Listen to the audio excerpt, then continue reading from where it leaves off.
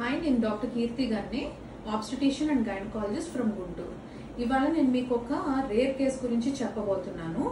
అది molar pregnancy.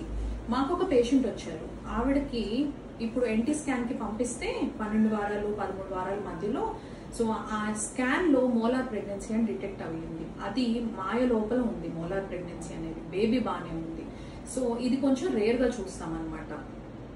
అప్పుడు మేము ఇంకా అది ఫర్దర్ గా ప్రొసీడ్ చేయడం మంచిది కాదు కాబట్టి దాన్ని మెడికల్ గా టర్మినేట్ చేసి దాని తర్వాత మెడికల్లీ టర్మినేట్ చేస్తే వచ్చిన ప్రోడక్ట్స్ ని హిస్టోపెథాలజీకి పంపించాము.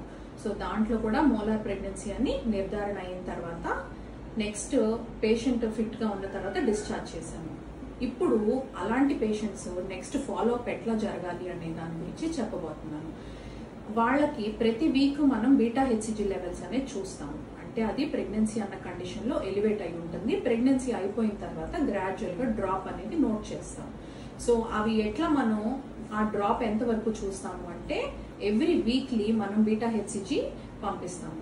దాంట్లో డ్రాప్ అయిన తర్వాత ఎప్పటి వరకు చూస్తామంటే అది కంప్లీట్లీ జీరో అయ్యేంత వరకు చూస్తాము.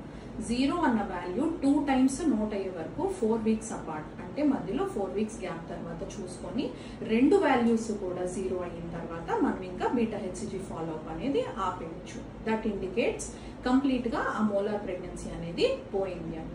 ఇట్లాంటి వాళ్ళకి ఇలాంటి కండిషన్స్ ఎందుకు వస్తాయి అంటే జెనెటికల్ గా లోపాలు జరగడం వల్ల, అంటే క్రోమోజోమల్ అబ్నార్మాలిటీస్ అనేవి ఉండటం వల్ల, ఏర్పడిన పిండంలో లోటుపాట్లు ఉండటం వల్ల ఇలాంటి మోలార్ ప్రెగ్నెన్సీస్ వస్తాయి.